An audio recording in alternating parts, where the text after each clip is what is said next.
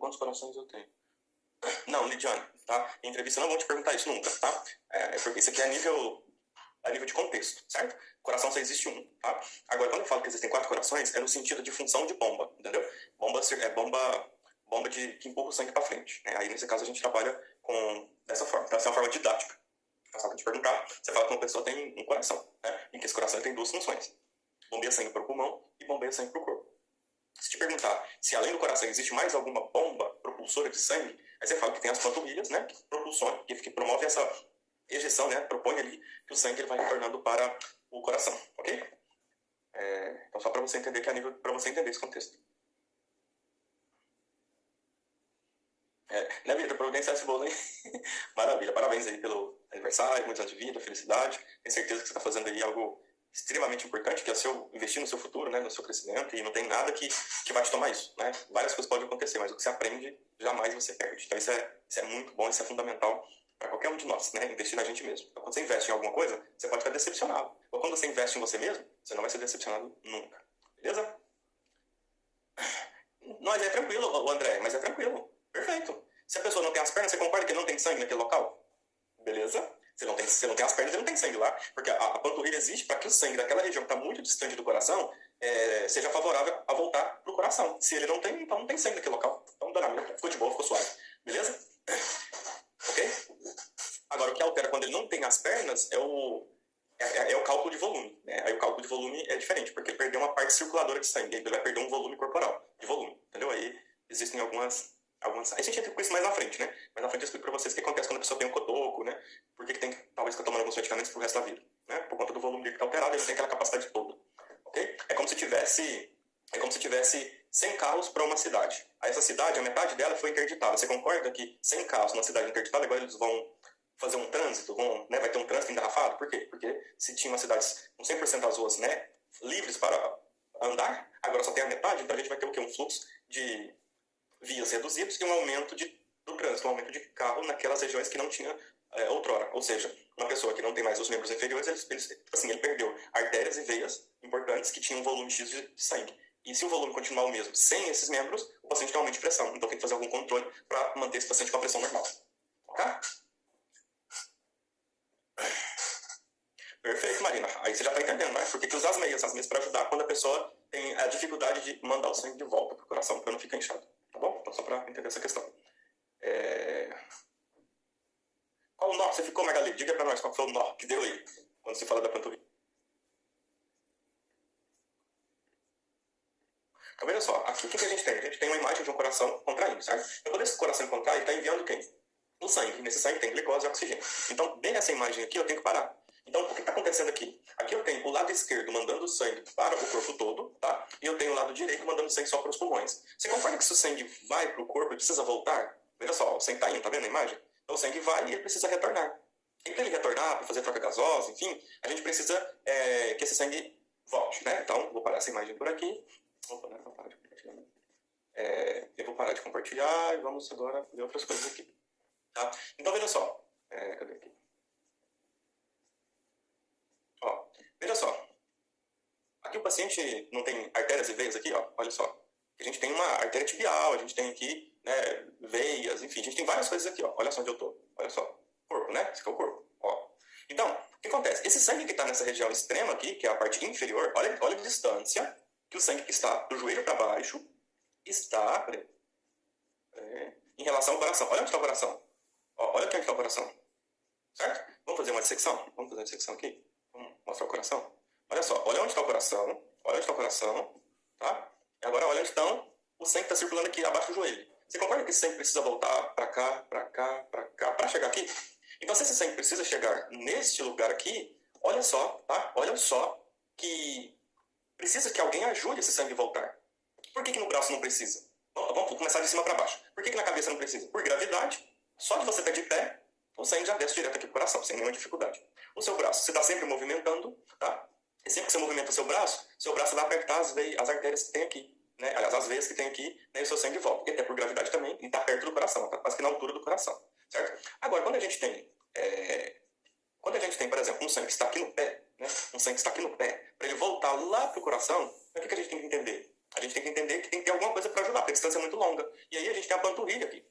A panturrilha ela vai estar aqui. E esse músculo panturrilha, ele vai apertar esses vasos, fazendo com que esse sangue ele seja pressionado para frente, né? Vai sendo pressionado, né? Até que ele consiga chegar no seu objetivo, tá? Então qual que é o objetivo? Chegar aqui no coração, ok? Beleza? Então, quando a gente fala que a panturrilha é um coração, não que existe um coração na perna, né? É a forma de entender que o coração, a gente entende o coração como uma bomba, né? Porque ele faz o serviço de bomba, ele empurra o sangue para frente, tá? Pra vocês terem ideia, quando a gente estuda em inglês, a gente fala pump, né? Pump cardiac, né? Ou seja, bomba cardíaca, pump de bomba. Então, quando a gente fala da panturrilha, então a panturrilha, por fazer esse tipo de pressão, é como se ela estivesse bombeando o sangue da veia. Só que não existe um sangue que passa dentro da panturrilha. Na verdade, é a panturrilha que vai pressionando esse sangue que está dentro da veia, fazendo com que ele retorne, tá? Deixa eu ver se eu consigo mais alguma coisa aqui. Artérias e veias. Não, esse aqui não tá legal. Cadê? Cadê as veias? Válvulas. Eu quero as válvulas da veia. Eu vou achar.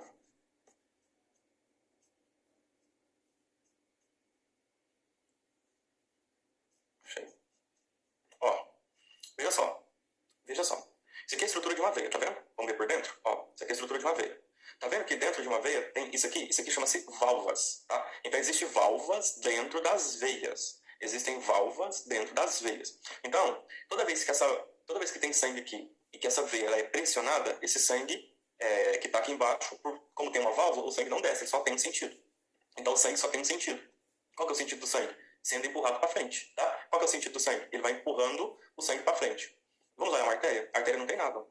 Por que a artéria não tem nada? Por que a artéria é lisinha assim por dentro? Porque ela tem um coração que bombeia o sangue. A veia não tem coração que bombeia o sangue. Então, para que a gente tenha retorno venoso, a gente precisa que essas veias sejam pressionadas, tá? As veias precisam ser pressionadas. Por que o paciente tem que andar para melhorar a circulação? Porque quando ele anda, ele mexe a panturrilha e outros músculos também. E esses músculos, na movimentação de quando você está andando, você está ajudando, você está favorecendo empurrar esse sangue para frente. Por que o paciente é hospitalizado, que não pode andar, principalmente um paciente UTI, por que ele tem que fazer fisioterapia motora? Por que a fisioterapia fica mexendo na panturrilha dele? Para evitar que fique sangue acumulado aqui e diminuir o retorno venoso. Para ele não ter um retorno venoso prejudicado, o fisioterapeuta precisa fazer essas movimentações. Ok? Beleza? Tranquilo? Ficou mais fácil de entender? Então, na verdade, a panturrilha não é um coração. Ela faz um serviço de bomba. Daí, como a gente fala que o coração é uma bomba,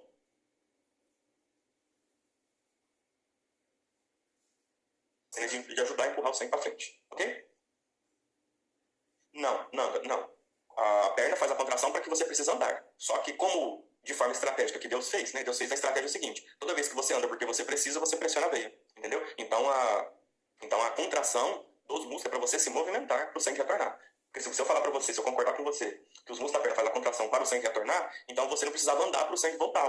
Existiria uma contração, você ficando quietinha, né? Existiria uma contração para o seu sangue voltar. Isso não acontece, tá? Então só vai ter retorno venoso se você andar, se você usar seus músculos. Por isso que não podemos ser sedentários, tá? Por isso que a gente não pode ser sedentários. Então, Luanda, mas aí quando você está deitada, provavelmente você está precisando de menos sangue e de menos movimentação do seu corpo. Por quê? Porque você está em repouso, tá? Por isso que não é legal você ficar muito tempo acordado sem fazer nada. Tipo assim, vou assistir um filme. Você assiste um filme, assiste outro. Você fica o dia inteiro sem fazer nada. Então você começa a entrar em um sedentarismo, né? Você fica ali muito tempo sem movimentar. Isso é ruim para a circulação. A gente tem que estar circulando. Então, quando você está em repouso porque você está descansando o seu corpo precisa de menos oxigênio, precisa de menos volume circulando, então vai estar tudo lentificado. Quando está durante o dia, os seus órgãos precisam de mais energia. Só que se os seus órgãos precisam de mais energia e você não se movimenta muito, você vai tendo fraqueza, né? Você vai tendo fraqueza. E os seus músculos são diretamente proporcionais à quantidade de exercícios que vocês fazem. Então, se vocês fazem muitos exercícios, seus músculos vão ter mais atividades. Okay? Então, é tudo diretamente proporcional. Por isso que fazer exercício, independente do tipo, vai ser sempre importante para a movimentação da nossa circulação. Ok? Por isso que o sedentarismo é o número 1 em causar doenças.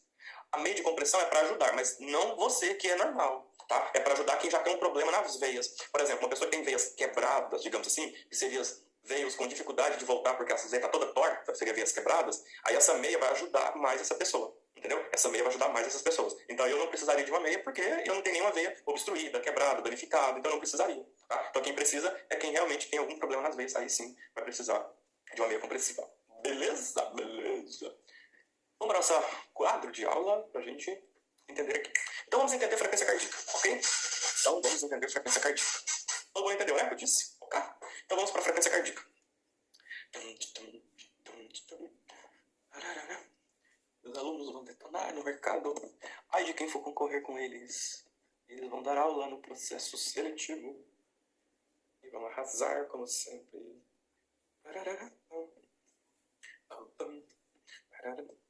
72 batimentos por minuto. Galera, é o seguinte, o batimento normal do nosso coração é em torno de 72 batimentos por minuto. Beleza? E claro que a gente tem o ponto A, tá? O ponto A. Quem fica muito tempo de pé, dependendo do tipo de trabalho, é importante, tá? Usar algumas meias. Mas assim, é muito tempo de pé parado. Tipo, instrumentador cirúrgico, cirurgião, entendeu? Quem fica muito tempo de pé parado é importante. Lembrando que não é você ficar de pé, é você movimentar. Então tem que estar movimentando para você não ter problemas, tá? Então quem precisa de meia que não tá com nenhum tipo de problema são pessoas que ficam muito tempo de pé parada. Quem fica muito tempo de pé circulando, andando, movimentando, tá de boa, tá suave, ok? Ou quem fica muito tempo sentado, né? Quem trabalha muito tempo sentado, isso tem que dar umas voltinhas de vez em quando, beleza? Então vamos lá. A gente tem um valor de frequência cardíaca que a gente tem um limite mínimo, né, para paciente adulto. Lembrando que eu estou falando para vocês aqui muito de paciente adulto e vocês vão ter essa mesma aula de pediatria, tá? Então eu não estou nem esquentando em falar nada de ped para vocês, que vocês vão ter esse conteúdo, ok? Seguinte, a gente tem em torno de 72 batimentos por minuto, tá? E aqui agora o bicho vai pegar. O bicho vai pegar. O bicho vai pegar no sentido bom, tá, galera? Vai pegar no sentido bom. Então vamos lá. Vamos imaginar que isso aqui seja o cérebro. Tá? E esse aqui ali é o cérebro. Eu vou colocar sistema nervoso central. Tá? Sistema nervoso central. Não. Vou colocar SNA. Sistema nervoso autônomo. Tá? Esquece o central agora. Nós temos dois sistemas nervosos, né? O central e o automático. Esquece o central, vamos pensar no automático. Sistema nervoso automático. Ok?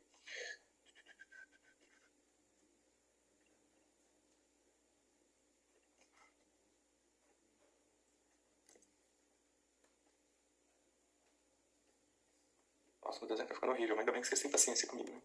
Eu acho, né? Seguinte, vou colocar nomes aos bois. Primeiro boi chama parasimpático.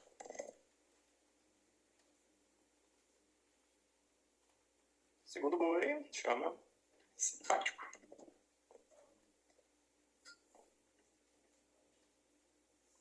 Galera, vamos lá. O sistema nervoso automático, ele trabalha com dois tipos de neurônios, tá? E esses neurônios têm gânglios. Enfim, a gente vai ter aula de neurologia lá na frente, não agora. Mas só pra gente entender que esse sistema nervoso automático, ele tem duas vias para enviar neurotransmissores, certo? Então, o que eu quero que vocês comecem a compreender?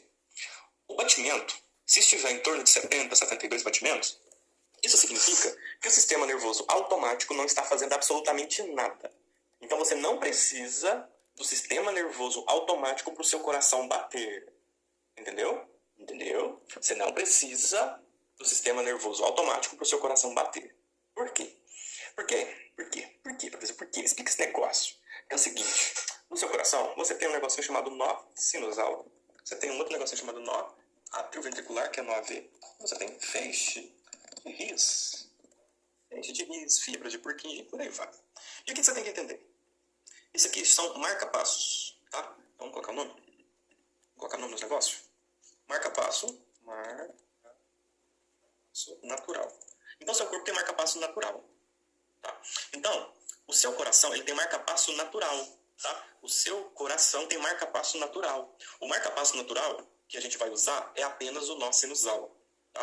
Então, vamos destacar ele?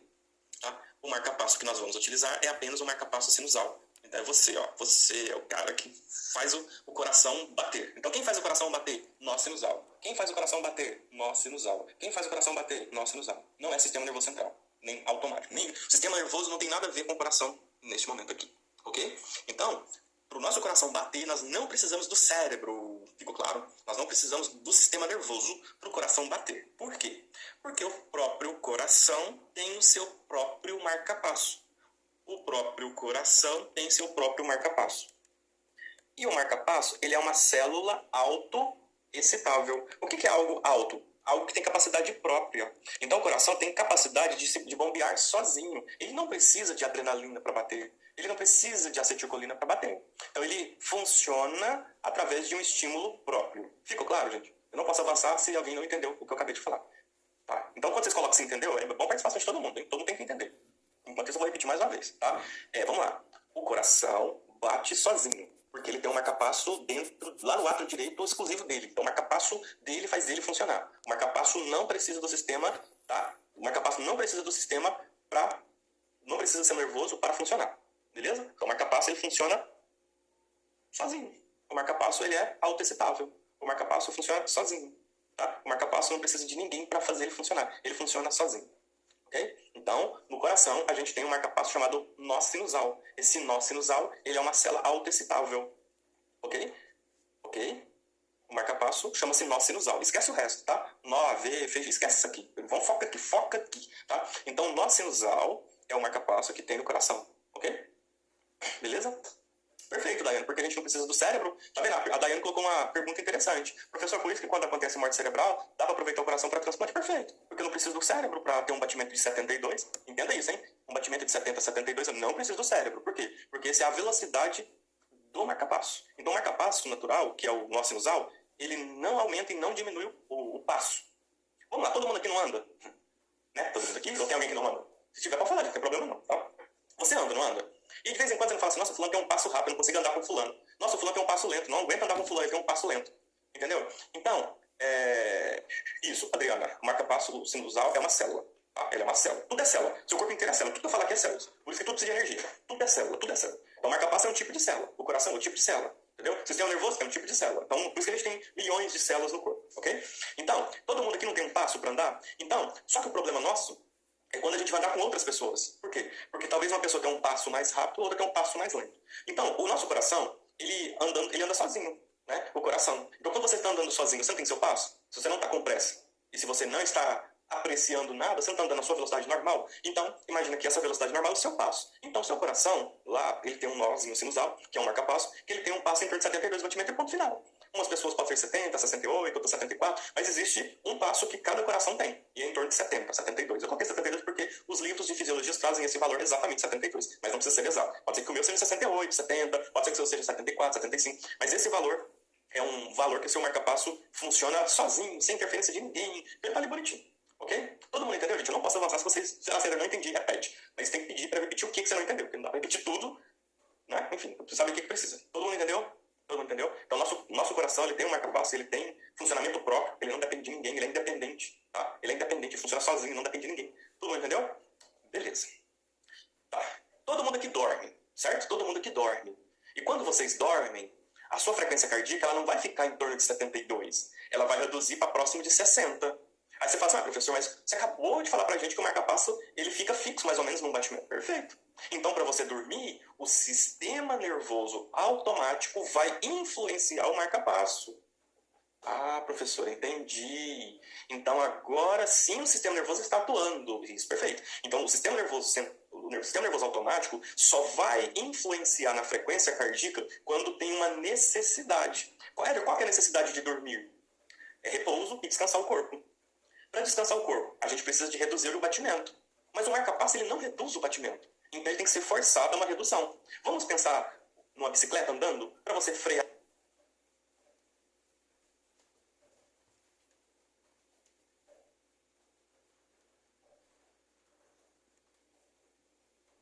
Não fui as coisas não. Depois eu explico como.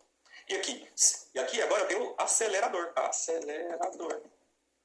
Vamos lá, se você quer ir para uma academia, se você vai fazer uma corrida, se você vai jogar alguma coisa, você concorda que você vai ter muitos batimentos? Você fica lá com 120, 130, 140 de batimentos, ou enfim, se você estiver numa esteira, correndo, você acha que seu marca-passo ele aumentou o batimento? Claro que não. Quem aumentou o seu batimento foi o sistema nervoso autônomo pela via simpática. Então, vamos lá, o que acontece? O que acontece? O sistema nervoso autônomo vai liberar o quê? Adrenalina. Tá? Essa adrenalina ela é um neurotransmissor que vai se ligar no marca-passo sinusal aqui, no nó sinusal, e vai aumentar o batimento. E para reduzir? Para reduzir, existe a liberação de um outro neurotransmissor chamado acetilcolina. Ficou claro, gente? Tá que é suave? Então, quem é que libera adrenalina ou acetilcolina? Sistema nervoso autônomo. O que é o parasimpático? É uma rua, é uma avenida. é uma avenida que só passa aquilo. Por exemplo, o parasimpático é uma avenida que só passa acetilcolina. E a avenida simpática que só passa adrenalina, também passa noradrenalina. Entenderam, galera? Ficou claro? Então, o sistema nervoso central, ele tem tanto a acetilcolina quanto a adrenalina armazenado lá em algum lugar. Então, quando ele precisa reduzir a frequência cardíaca, ele vai liberar a acetilcolina, que é um freio, tá? Para reduzir a frequência cardíaca. Quando você quer correr, fazer alguma atividade física, você precisa de mais de 70 batimentos por minuto, o sistema nervoso autônomo vai liberar a adrenalina, que é um acelerador, que vai estimular o marcapasso a bater mais rápido. Ficou claro, gente? Entenderam esse negócio aqui que é fácil demais? Entenderam? Tá? Então, o sistema nervoso central, ele só vai enviar ou acetilcolina para diminuir ou adrenalina para aumentar se houver necessidade. Se não houver necessidade, ele não vai liberar. Então você vai ficar em torno de 72 batimentos por minuto. Tá? Então se você agora verificar sua frequência cardíaca, você estiver em torno de 70 e poucos, porque você não está precisando nem de adrenalina e nem de acetilcolina. Você está mais ou menos, né, o marca-passo está funcionando sozinho, sem interferência. Tá? Então ele não tem interferência nem para diminuir e nem para aumentar. Okay? Então o marca-passo funciona em torno de 72. Para reduzir, precisa que a acetilcolina se liga nele. Tá? Então vamos colocar aqui. Ó, se chegar a acetilcolina se ligar no marca-passo, reduz a velocidade de batimento. Se a gente tem adrenalina se ligando ao nó sinusal, a gente vai ter um aumento de batimento. Perfeito? Ok? Tá? Tudo certo para todo mundo? Então, é isso que a gente tem que entender. Tá? Então, a frequência cardíaca ela é influenciada para aumentar ou diminuir conforme a necessidade. Então, conforme a necessidade, a gente pode ter um aumento da frequência cardíaca ou uma redução. Tá? E quem é que aumenta a frequência cardíaca? É a adrenalina. Quem manda a adrenalina? Sistema nervoso autônomo. Ele manda por onde? Por uma via chamada simpático. Por uma via chamada simpático. O que é essa via? É um neurônio. Tá? É um gânglio. É uma avenida que vai mandar. Beleza? Perfeito, Vitor. Por que na parada cardíaca... Presta atenção, a pergunta do Vitor foi perfeita. Por que numa parada cardíaca a gente faz muita epinefrina, que é a adrenalina? Por quê? É porque o marca-passo parou de funcionar. O marca-passo está parado. É como se ele estivesse dormindo. E ele não pode dormir. O marca-passo não pode dormir, ele não descansa em momento algum. Então, quando esse marca-passo parou de funcionar, o cara teve uma parada cardíaca, por que a gente usa a adrenalina? Porque a adrenalina ela estimula ele a voltar a funcionar. A adrenalina ela é estimulante, ela é aceleradora aqui, vai escrito acelerador. A adrenalina é um acelerador. Então, se a frequência cardíaca está a zero porque o coração parou, a adrenalina é a única droga que vai fazer o paciente voltar da parada. Não existe outra droga que faz o coração voltar. Tá? Beleza? Vocês vão ter uma aula muito top de parada cardíaca, mas só adiantando. Compressão não faz o paciente voltar, ventilação não faz o paciente voltar. Esse aqui é um nível avançado que eu vou explicar agora. Vou deixar você só com a interrogação, se você tiver ela, você vai manter ela até terminar. O que faz o paciente voltar é a adrenalina. Eu explico isso na minha aula de parada. É só para já ficar claro aqui. Ninguém volta por conta de compressão. Ninguém volta por causa de ventilação. As pessoas voltam por conta de adrenalina. Mas eu tenho que te explicar o porquê da compressão e o porquê da ventilação na minha aula. Se eu falar isso aqui agora, aí não termino nunca minha aula de pressão arterial. Beleza? Eu sei que muita gente vai explicar errado pra vocês isso aí, né? Eu sei que muita gente fala que tem que fazer compressão e ventilação senão o paciente não volta. Depende, né? Depende. Vai voltar talvez nunca, né? Se não tiver adrenalina. Enfim, eu explico isso pra vocês na aula de parada. É só pra deixar o gostinho da aula que vem de parada aí no próximo... Talvez o próximo mês, eu não sei, acho que no cronograma do próximo mês a gente vai ter aula de parada. Enfim, mas essa aqui é fundamental pra gente entender parada depois. Então, fez sentido? Então, a adrenalina é que estimula o marca-passo a bater mais rápido. A acetilcolina é o que estimula o nó sinusal a reduzir os batimentos. Ou seja, é um freio. Opa, reduz aí, dá uma reduzida, né? Enfim. Então, só para vocês começarem a entender isso aqui. Agora, vocês vão ver que parasimpático e simpático para vocês vai ser uma coisa natural, de tanto que eu vou falar isso na cabeça de vocês. Então, vamos lá. Vocês já sabem então o que é simpático e parasimpático? Eu sei que é uma via que vem do sistema nervoso automático. Perfeito, você já sabe. Tá? Parasimpática é só uma via de condução. Ela é uma via de condução. Para que existe uma rua? Para a gente andar a pé, de bicicleta, de carro, permite a gente passar por ela. E que liga o ponto A ao ponto B. Liga uma cidade na outra, uma rodovia. Então, o parasimpático e o simpático são apenas vias que permitem a passagem de coisas específicas. Vamos lá. Se numa cidade, dentro de um parque, tem lá uma via só para ciclista e outra só para pedestre. Você concorda que é exclusiva? A de ciclista não é para ficar andando ninguém a pé. É porque ela é exclusiva para ciclista. No parque que tem aquela via só para pedestre, não é para andar ninguém de bicicleta. E não é para acontecer isso. Então, no parasimpático é isso. No parasimpático só passa acetilcolina, não passa mais nada. É só acetilcolina e pronto. Então, é uma via exclusiva de enviar acetilcolina para o corpo. Por que para o corpo? Porque o sistema nervoso autônomo envia acetilcolina não só para o coração, como para pulmão, sistema digestório, né, sistema renal, né, enfim, o corpo todo recebe acetilcolina, tá? Da mesma forma que o corpo todo recebe adrenalina, por via simpática, tá? Por via simpática. Então, a via simpática é uma via que permite passagem de duas coisas importantes: epinefrina, que é a adrenalina, e norepinefrina, que é a noradrenalina. Ficou claro, galera? Ficou claro essa questão aí? Adriana teve uma parada no seu quarto. A pressão caiu. O que aconteceu, hein? Já caiu. A pressão caiu, cara. Você estava hipotensa? Você já tinha pressão baixa? Qual parte, Marina, que eu perdi? Estranho, Adriano, mas também tá tudo certo, né? Enfim. Repete qualquer parte para repetir. Via. Via só serve para permitir a passagem do neurotransmissor. A via parasimpática de acetilcolina, a via simpático apenas de adrenalina ou de noradrenalina. Tá? Então, vou fazer isso aqui. Adrenalina e noradrenalina. Tá? Então, essa via simpática aqui permite o envio só desses dois neurotransmissores. Lembrando que vai chegar aqui vai ser a adrenalina, né? Vai ser a adrenalina que estimula a aumentar o batimento. Ficou certo? Ficou claro? Não é a mesma coisa, falou? Não é a mesma coisa, são diferentes. Olha só, o que muda isso aqui, ó. E depois eu vou explicar um dia pra vocês. Um dia eu vou explicar a diferença real do noradrenalina. Existe algo diferente, tá? A norepinefrina, que é a noradrenalina, que a gente fala noradrenalina, ela tem estrutura diferente. Explicando bem superficial. A adrenalina se liga e ela tem mais afinidade por receptor beta 1.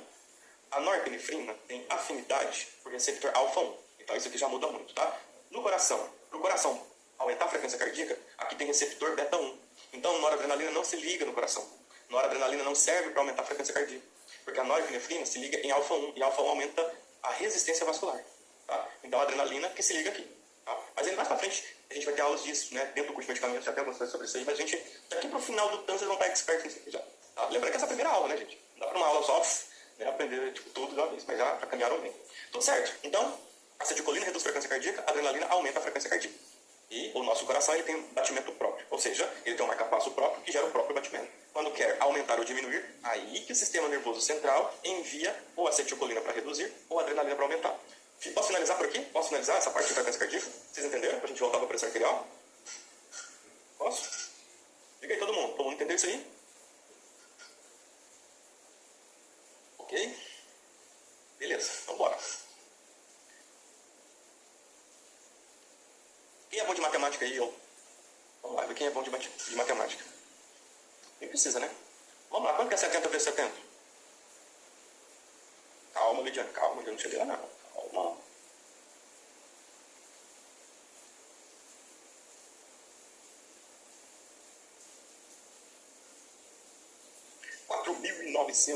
ml. O que é isso aqui, galera? O que é isso aqui? O que a gente estudou a manhã inteira? O débito cardíaco. O que é o débito cardíaco? O volume de sangue que você tem no seu corpo.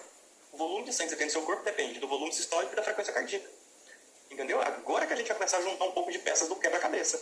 Então, se o seu volume sistólico ele é em torno de 70 e você tem em torno de 70 batimentos, você tem 4.900 ml de sangue. Por que a gente fala que um indivíduo tem em torno de 5 litros de sangue?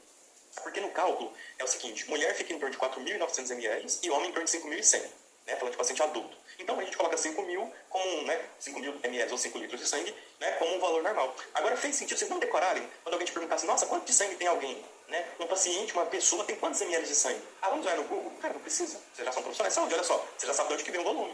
Então, a quantidade de sangue que sai do ventrículo esquerdo multiplicado pela quantidade de vezes que o coração bate em 1 minuto, isso gera o volume de sangue total do corpo. E isso é chamado de débito cardíaco. Ok?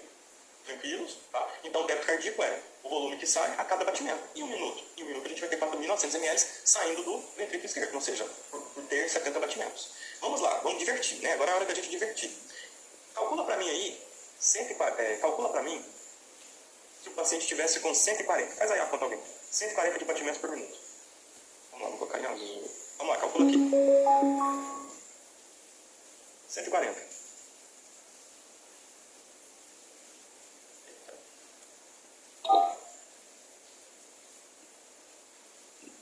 Ó, um paciente que tem 140 de batimentos por minuto, sai em 70 ml, vai ter 9.800. Fala pra mim se 9.800 é muito. Pra um valor normal. Entendeu? Olha só, beleza? Calcula pra mim agora, calcule pra mim, um paciente está com 40 de batimentos por minuto. Mantém sempre o volume de 70. Vamos manter sempre o volume de 70. Quanto que seria? 2.800. É pouco, né? Pouco. 2.800.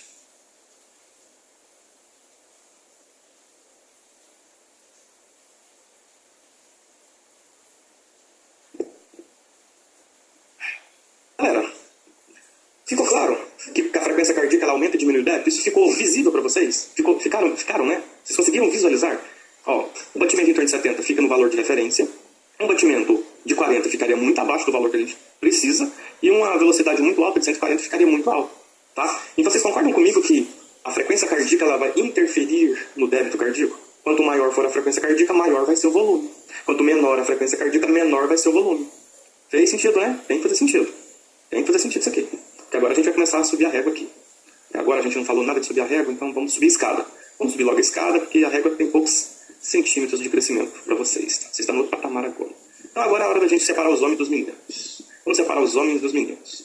Vamos separar quem sabe de quem não sabe. Ok?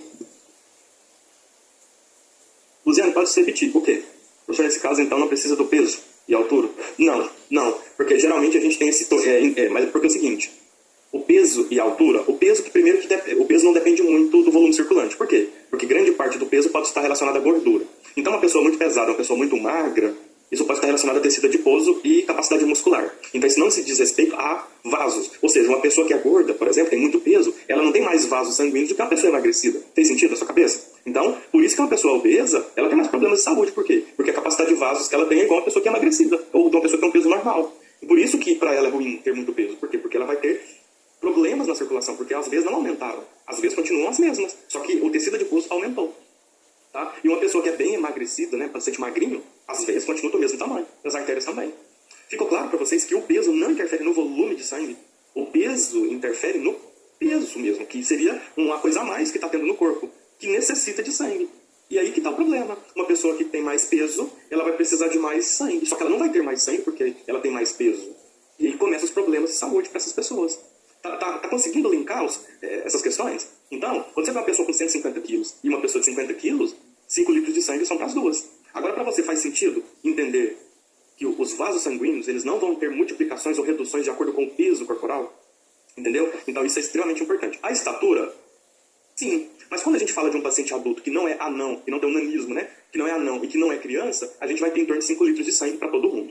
Beleza? Porque a gente tem uma estatura brasileira de 1,75. Né? No Brasil a gente tem uma estatura média de 1,75. Então se você tem 1,60 m, então você vai ficar um pouquinho abaixo dos 5 litros. Sei lá, uns 4,700, mas é proporcional à sua estatura pelos seus vasos sanguíneos. Se você tem lá 1,90 m, você vai ficar lá em torno de uns 5,500, né, de volume total. Então, ou seja, isso não é muito diferente. Tá? Não é muito diferente. Então, a média de 5 litros ela mantém para todo mundo que é adulto e que não é anão. Né? Quem é anão, anãozinho, né, que tem o nanismo, ele é diferente. Estou falando de 1,20 m, 1,10 m, né? É diferente de uma pessoa que é pequena. Né? É diferente. Beleza? Sim. Deixa eu ver aqui, tem pergunta aqui. Luciane não entendi, ela não falou o quê? Fala aí, Luciane, o que você quer entender para eu te explicar, tá? Peraí, já respondi. Éder, no caso, um paciente obeso tem a frequência cardíaca alterada pelo esforço. Perfeito. Tá? E aí, por que o paciente obeso ele tem dificuldades, por exemplo, para fazer exercício, para tudo? Porque o corpo dele gasta mais força para locomover o corpo dele. Pensa só, para ele ficar de pé, o corpo gasta mais energia. Para ele correr, o corpo dele vai gastar mais energia, certo? E você vai gastar mais energia, gasta mais glicose. E ele vai precisar de mais oxigênio. Então, por que ele cansa rápido? Porque ele precisa de mais oxigênio e mais energia. Entendeu? Só que naquele momento de exercício. Só que se ele come mais do que o corpo necessita, o corpo armazena glicose em forma de gordura, em forma de tecido adiposo. Ok? De paciente que tem frequência cardíaca de 35,48 e PA de... Essa PA tá errada, viu?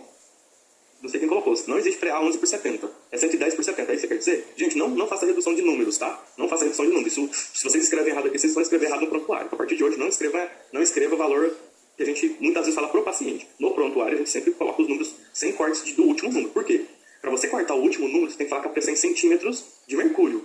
E vocês falam em milímetros de mercúrio. Então existe diferença de centímetro para milímetro. O aparelho que vocês usam não funciona em centímetros. O aparelho ele funciona em milímetros de mercúrio. Não sei nem se explicaram na aula para vocês prática disso. Nem sei se explicaram na aula prática para vocês essa questão. Então, a pressão que é em milímetros de mercúrio, você não pode fazer corte de nenhum número. Se a pressão foi em centímetros de mercúrio, aí ela vai ter só vai ter um número a menos. Mas já é o próprio aparelho calculando o número a menos. Por exemplo, alguns aparelhos que a gente compra em farmácia, eles trabalham em centímetros de mercúrio, porque a população já é acostumada a falar 11/8, 11/7, mas aqui lá é 11/7 centímetros de mercúrio. Tá? O aparelho que traz lá 110/70 é em milímetros de mercúrio, então não confunda milímetros com centímetros. Ok? Então, para ser técnico de alto nível, você tem que ter conhecimento de tudo, inclusive da fala e da escrita. Tá? Então, eu vou sempre corrigir vocês para o bem de vocês. Tá? Então, uma frequência cardíaca de 35 e 48, uma PA de 11/7, o que a gente tem que entender? Existe um mecanismo, que é o seu nome, que está 55 na frente de 9. O que vai acontecer com essa pessoa? Ela tem uma pressão normal com o débito cardíaco diminuído. Vou te explicar agora, mostrando aqui agora. Já ia fazer isso, é bom que na sua resposta que eu vou te dar, eu já explico isso aqui, tá? Então vamos lá.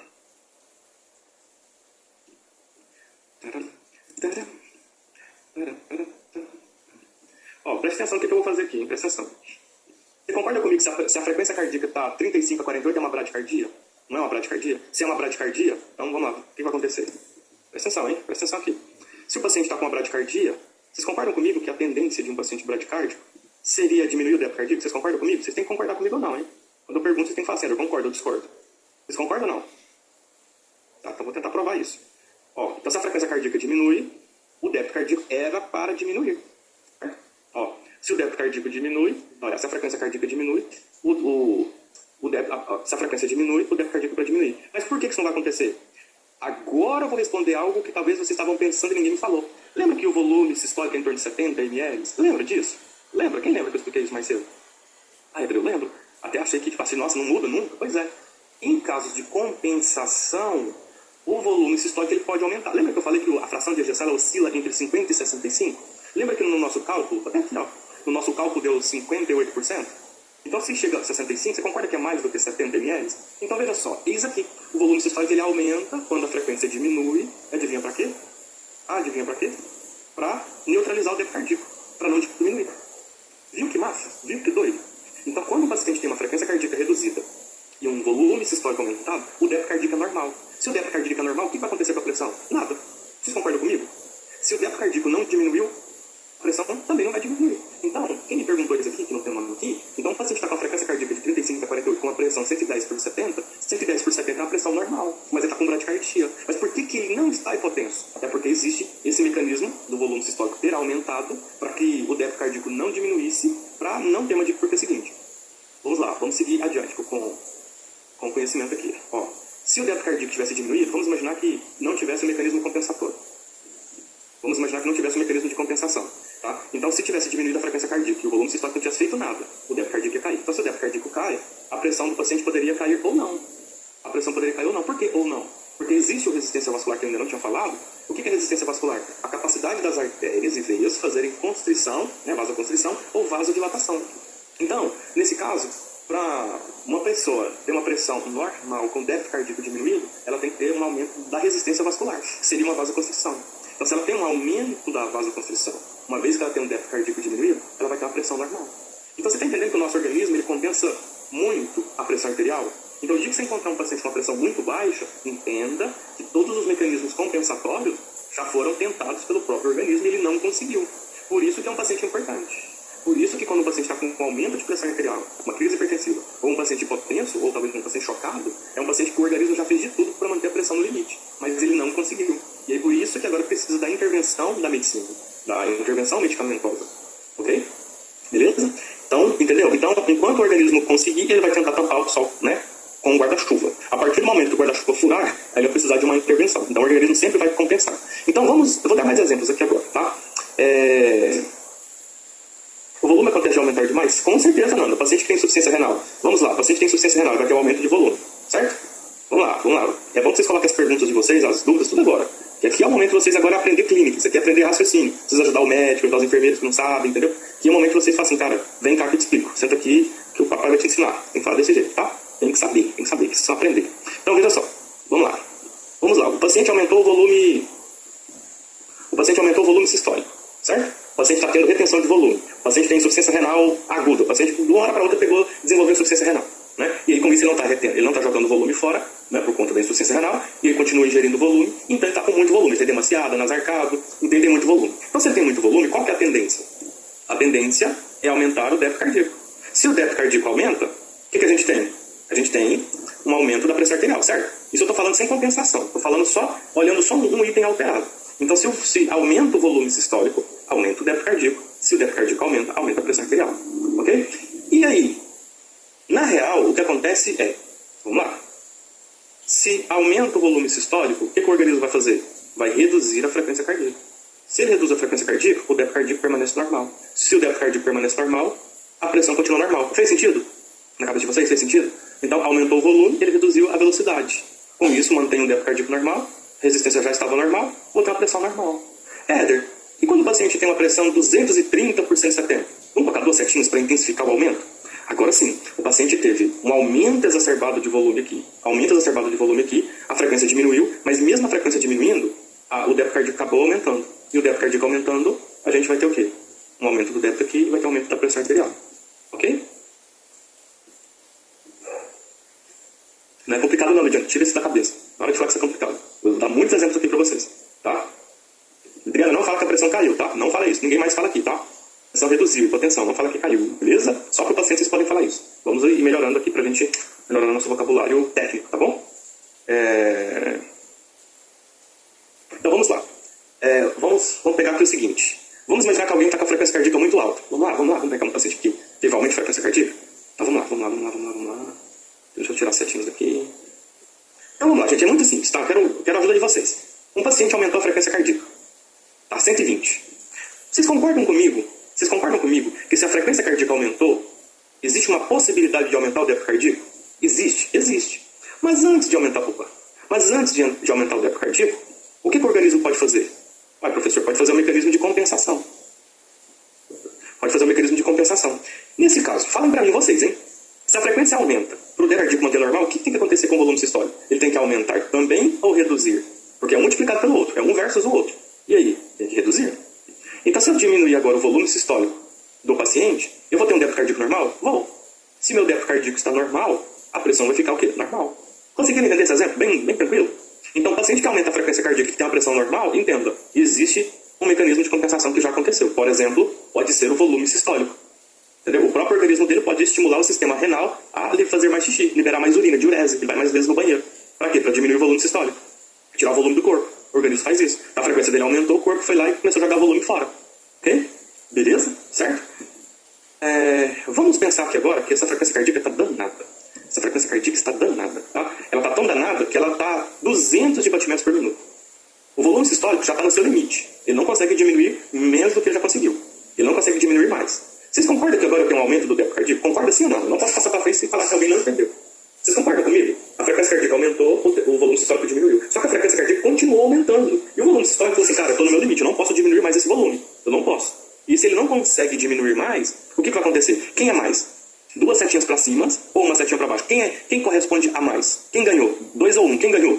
2 ou 1? Quem ganhou? Olha, quem ganhou foi o 2. Então o 2 não é setinha para cima, então a gente vai colocar uma setinha para cima, que significando que o débito cardíaco foi o time verde ganhou, né? O time verde aqui ganhou, que é o aumento do débito cardíaco, beleza? Se o débito cardíaco aumentou, deixa eu passar espaço, deixa eu colocar. Deixa eu tirar isso aqui, ó. Aí tem mais espaço. Então vamos lá. Se o débito cardíaco aumentou, vocês concordam comigo que agora a tendência é aumentar a pressão arterial? Se não for feito nada, tá? Se não for feito nada, vocês concordam que a pressão arterial vai aumentar? Porque o débito cardíaco já aumentou. O débito cardíaco já aumentou.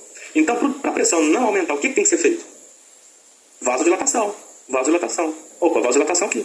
Então, se eu tenho agora débito cardíaco aumentado e resistência vascular diminuída, eu não vou ter pressão arterial alterada. Eu vou ter pressão arterial normal. Beleza? Vamos imaginar que esse paciente está custoso, esse paciente está difícil, o paciente hemodinamicamente instável. O débito cardíaco dele aumentou muito. Quem é mais agora? Quem é mais aqui? O time verde ou o time vermelho? Quem ganhou? O time verde ou o time vermelho? O verde. O que é o verde? Não é o aumento? Então o que eu tive com a pressão arterial? Um aumento. Vamos imaginar que a resistência vascular não conseguiu fazer mais vasodilatação natural. E aí a pressão acabou aumentando. Tá? Então, Johnny, o paciente não pode receber